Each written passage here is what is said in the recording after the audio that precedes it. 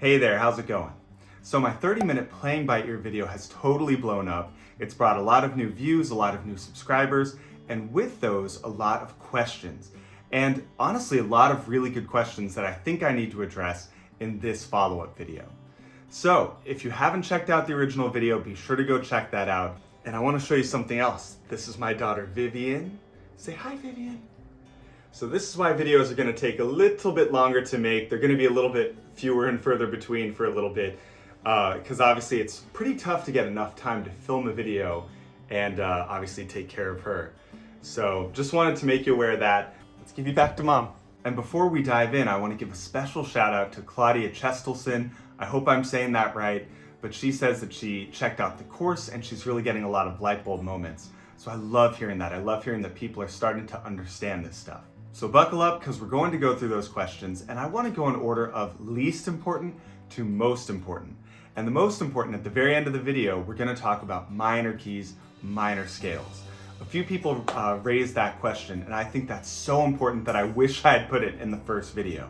So stick around to the end and we're going to talk about that. But first, let me just cover, this is more of a pet peeve when people come in saying this, and it's all the people who are making the comment about different solfege naming conventions. So what I mean by that is some countries use C instead of T. They say do, re, mi, fa, sol, la, si, do, which is totally fine. But in America, and I believe in the UK, T is by far the more common pronunciation. Now, the thing is, they're both totally valid. It's the same idea either way. But what kind of irks me is when people say, you're wrong, this is incorrect, and they come in with all this this kind of attitude about it. And it's like, it's all the same thing, it's all good. However you want to say it, whatever country you're from, it's all the same idea. And by the way, if you're from a different country and you don't believe me or you just think I'm wrong, check out The Sound of Music. It's a very famous movie, it's been around a long time, and Julie Andrews in the movie sings T instead of C. So again, just different countries, different approaches. Now, speaking to that same idea, I've also seen some of people saying, oh, it's not so, it's sol. Again, it's the same concept, it's the fifth note of the scale, they're both acceptable variations. So a little bit of a pet peeve of mine, because it's like just nitpicking the nomenclature and how you say these certain words isn't super productive. So I prefer so over sol, I prefer T over C, that's just how I learned it. Whatever you want to say is fine, let's keep on going. So that's kind of surface level, almost kind of silly stuff. But if you're from a country that says C instead of T, there's a bigger problem that you might not be aware that you might be facing. And so the bigger issue is if you say C, the country that you're from most likely uses a system called fixed do. And what fixed do is, basically it means that C is always do, D is always re, E is always mi, etc. And no matter what scale you're using, that always stays consistent. So for example, if we have, say, an A scale, well, in a movable do country like the US or the UK, somewhere where do moves around based on the scale you're using, A would be do, right? The first note of the scale is do. But if you're from a fixed do country, then A would still be called la, even though it's the first note of the scale, because A is always la, right? So to me, that is not a helpful approach, and here's why. I'm a huge detractor of the fixed do way of thinking. I think it's really terrible. I think it really holds people back. And the reason is we need two things in music, in my opinion. We need absolute pitch. We need a way to talk about the actual note names, and we need a way to talk about relative pitch. Now, if you use fixed do, you essentially are just adding another way of talking about absolute pitch. In other words, we already have the note C, we already have the note D. We don't need another note name to refer to C or D or E. We don't need two ways of saying the same note. What we do need is a way of talking about the relative pitch within a certain scale. In other words, the first note of a scale, the fifth note of a scale. Where is this certain note sitting within a scale? If you use fixed do, we have two ways of doing this and zero ways of doing that. What I would rather have is note names for absolute pitch, C, D, E, F, G, etc., and solfege for relative pitch, do, re, mi, fa, so. This way we have both of our bases covered, absolute and relative. So that was a super quick discussion on movable do versus fixed do. So if you are from a country that says C, I want you to watch out for that. I want you to watch out for that fixed do approach because it's really going to hold you back. And I want you to start thinking about do as the first note of whatever scale you're in. I want you to use movable do instead. Now, one thing that a couple of people brought up that's so important is they said, well, what about the black keys? And that's a fair question. In the original video, I used a lot of the C scale, which is white keys. So these people are wondering, well, how do the black keys factor in? The answer is that it's not about white keys or black keys, it's about the scale. So certain scales will have no black keys. Some scales will have a lot of black keys. But the answer is the ratio of white keys or black keys or whatever it is, that doesn't matter. The scale is going to sound more or less the same no matter what scale we're using, right? Because they're all following the same formula of whole step, half step, whole, half. They're all following that same framework. So everything we talked about in that video is going to apply to scales with more black keys or less black keys. It doesn't matter. Let me show you what I'm talking about. All right, here we go. Here's the G scale. And I just did 2 octaves of it. So it's do, re, mi, fa, sol, la, ti, do, re, mi, fa, sol, la, ti, do again. And as you can see, we do have a black key here, F sharp, built into our scale. But what's cool is that doesn't change any of the ear training. It doesn't change any of it. Okay, so do is still gonna sound like the home bass note, right? Like, sorry, I'm turning up the volume a little bit. But yeah, that do still sounds like the final note of the melody. The 1 chord still sounds like a place of rest. The 5 chord is still gonna sound kind of tense. The 6 chord is still gonna sound sad. Right, everything we talked about in the last video still holds true. It's just a different scale. And the cool thing is this applies to any scale we could wanna do. Now here we go. This is our C sharp or D flat scale, however you wanna think about it. And it's got obviously a ton of black keys and very few white keys, and yet it doesn't affect our ear training one bit. So do is still gonna sound like our home bass note. Do, re, mi, fa, sol, fa, mi, re, do. And the solfege sounds the same, right? If you learned do, re, mi in the last video, hey, it still applies here. Do, re, mi, re, do. So the melody is pretty much functioning the same way. It's just using a scale that happens to have more black keys. Let's look at some chords. The 1 chord is still our home bass. 4 chord, still kind of peaceful like we talked about. 6 chord still has that sad sound to it. So I hope this makes sense that it's really not about the particular scale you're using. It's about learning the sounds of scales in general. Not any one scale, but of scales in general. What does do sound like? What does re sound like? What does the 1 chord sound like? Once you learn those things, you can apply it to any scale you want. Doesn't matter whether it's D major, A major, doesn't matter whether it's an E scale, whether it has black keys, white keys. That doesn't matter. What matters is that you learn the sounds we talked about in the other video, and then you just apply it. So I hope that makes sense, and let's move on to a different question. Last but definitely not least, we need to talk about minor scales. And I wish I had talked about this more in the original video, but we're gonna talk about it here because it is so vital to understand your minor scales. Now, the fear is that since minor scales are different, right? It's a different formula. It's whole, half, whole, and the diatonic chords are different from what we talked about last time. You know, it's minor, diminished, major, like it's a totally different set of chords. So the fear is, does this affect the ear training? Right? And it seems like on the surface that it would. It seems like, oh, I've got to learn all this stuff again. I've got to learn a whole separate set of rules and sounds. But here's the good news, and you're going to think I'm crazy. If you learned what I talked about in the first video, the minor scales are going to automatically be there and you're not going to have to worry about it. So let me prove this to you. I know that sounds a little bit kind of crazy, but there's a couple things that we need to understand, and you're going to see what I'm talking about. So the first thing to cover is that every major scale has a minor scale built into it. Now here I've got the C scale set up for you, and again it's just 2 octaves from do, re, mi, fa, sol, la, ti, do, and then again do, re, mi, fa, sol, la, ti, do. Now the first thing to know about the minor scales is that they're actually built into major scales, okay? So what I can do is if I go to the 6th note of a major scale, 1, 2, 3, 4, 5, 6. In this case, it's A. If I go to that sixth note, that is the start of my minor scale. So if I just play from A to A, within this sort of like C scale framework, I'm gonna get A minor, watch. Interesting, so it's already built into my C scale. It's just starting in a different place.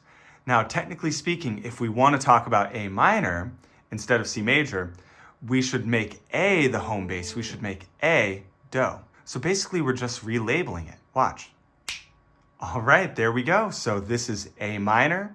And of course that means A is the first note and we call that Do. And then you could just go on from there. So basically it's the same scale. It's all white keys, but it's starting on A instead of C. And that gives us A minor. Now let me show you a little more interesting example. And then I'm gonna show you what we're gonna do with all this. But stay with me, check this out. This is our D scale. And this one has F sharp and C sharp. So two sharps, and here they are again, F sharp and C sharp. So remember what we talked about. If I want to find the minor scale that's connected to this, what we call the relative minor, I go to the sixth note of the scale. Let's count it out. 1, 2, 3, 4, 5, 6. So D major is connected to B minor. All I have to do is keep the same notes but play from B to B. Okay, so I still had C sharp and F sharp. I still had my two sharps. But I'm starting on B instead of starting on D. And again, we could relabel that so B is our starting point if we want to talk about the key of B minor and the B minor scale. There we go, we just relabeled it so that B is now Do. B is now our starting point. But it's still basically the same scale. It's all natural notes except for F sharp and C sharp are two sharps, and that's B minor. And this raises a really good question. If both the major and relative minor are the same set of notes, how do you tell them apart, right? What's the difference between C major and A minor if they're both just using all white keys? Well, the difference is, what are we focusing on? The word is tonicizing, like what are we making the home base of the song? If your song is starting on C and ending on C and hitting C a bunch of times in the middle, it's probably in the key of C. However, if your song is starting on A minor and ending on A minor, and A minor is kind of the chord you keep coming back to over and over, it's probably in the key of A minor. So it's a bit of a judgment call, right? You have to really look at where the song is focusing. So let me give you a quick example, and this is going to tie into ear training, so pay attention. Let's say I'm playing Mary Had a Little Lamb in the key of C.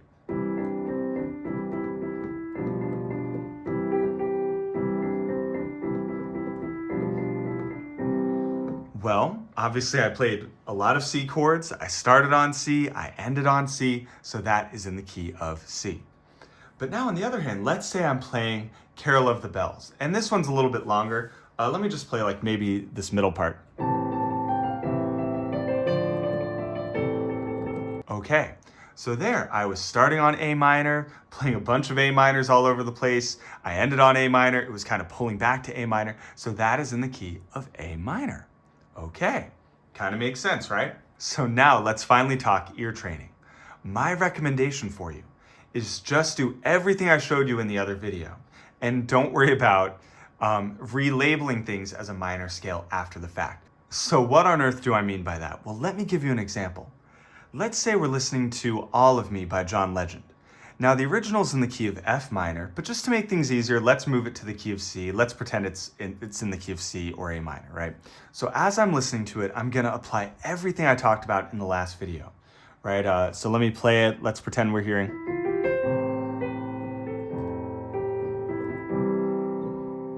So I'm gonna sit down and try to match that. Okay, I'm hearing the dark sound, right? The 6 chord. Then I'm hearing a peaceful chord, sort of the 4 chord there.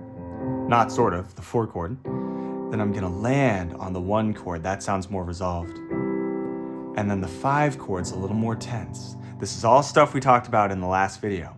But this 5 chord has a little more pull to go somewhere else, and then back to the beginning. So in other words, I'm just hearing 6, 4, 1, 5 with everything we talked about last time. That's where we're at. And then of course the melody, we have that Mi, fa, so, do, ti, la, so, mi, mi. That kind of thing. Now, at this point, I've already learned the song, right? I heard the 6, 4, 1, 5. I've got my chords set. I can work on the melody, and I've kind of got the song down. Here's the thing. If I were to be proper, I might relabel that A minor as 1 and say this is in the key of A minor. But that adds a bunch of extra steps, right? Now I have to think of A minor as 1, and then F is 6, and then C is 3, and then G is 7, right? I kind of relabeled everything. Just don't do that, right? Just think, wow, this song really is using that 6 chord a lot. It's starting on 6, and it's kind of ending on 6, right? And so, in other words, we're sort of taking a shortcut. Technically, that means we're in the key of A minor because we're starting and ending on A minor. But I'm saying, in terms of your ear training, just don't worry about relabeling it. Just say, wow, that's a lot of A minor. You know what I'm saying? Don't go through the trouble of readjusting everything that we've talked about. Let's do one more example just to really drive this home. And let's say we're playing Rolling in the Deep by Adele. Now, just for the sake of illustration, again, let's say it's in the key of C or A minor, right? It's all white keys.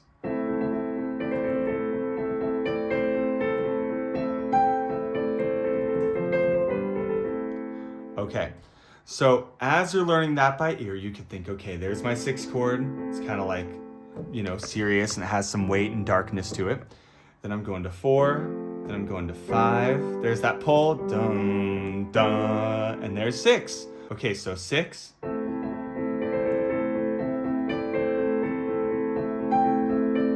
Then 4, 5, 6. Easy enough. And right there, I've already got the song, right? So I'm thinking, dang, that's a lot of the 6 chord, right? It's pretty much all there except for that brief, little jump down to F and G. There's a ton of that 6 chord. Well, really what that does mean is that we're in the key of A minor because that's where we're focusing. But I don't need to relabel everything. I already know the song now. I've already learned it based off those sounds we talked about in the last video. I don't have to go the extra step of saying, okay, since it's A minor, instead of calling this 6, I'm going to now call it 1. And so now it's the A minor scale, which means when I go to F, now it's not 4, now it's 1, 2, 3, 4, 5, 6, and now G is 7 instead. Like, no, I'm not going to go through all those other steps after I've already learned the song. Again, this isn't the most proper way to do it. A lot of pianists would probably get mad at me for telling you to take this shortcut. But why add more work to yourself than you have to, especially if you're just getting the hang of this stuff? So that's my recommendation. Just think about everything in the context of the major scale. And if you hear a song in a minor key, it's going to boil down to just a song that hits a ton of the 6 chord. That's the only difference between a major key song and a minor key song. So I hope that makes sense. I know it's a little weird to wrap your head around. If you do still have questions, maybe I could do another video on it, but let me know what you think of that. Now, one slightly complicating thing, one last thing, I'd be remiss if I didn't tell you about this, is while there's only one major scale, in terms of your, what we call the Ionian major scale, but the minor scale can come in a couple different varieties. There's some variations on the minor scale. Let me show you. Now, here's the A minor scale. And we call this one specifically A natural minor because I haven't made any changes from it. I took it straight from the C scale like we talked about earlier. But we also have other variations of it. And the most important one to talk about for today is what we call harmonic minor. And harmonic minor sharps the 7th note. So here you go. The T is now G sharp instead of G natural. So minor scales can kind of switch back and forth a little bit. In the same song, I could have A natural minor in one part and then A harmonic minor in a different part, and all of a sudden that G sharp is sneaking in, right? It's just one note difference, but it does affect things. So for example, that 5 chord in the key of A minor, 1, 2, 3, 4, 5, whereas before it might have been E minor, now it's E major. So just something to be aware of. But this is basic foundational stuff here. Within the minor scale, the 7th note can go either way. It can be, the natural minor, or we can raise it and put it into harmonic minor. So I hope this isn't too confusing for me to throw in at the end. I could do a whole other video on the different types of minor scales if you want, just let me know. But I feel like I'd really be letting you down if I didn't at least mention that the minor scales can come in a couple different varieties. Now, before we wrap up for the day, I want to remind you one more time that my course is open for enrollment, and I believe I'm going to have to raise the price pretty soon, so if you want to check it out, definitely get in on that before the price goes up.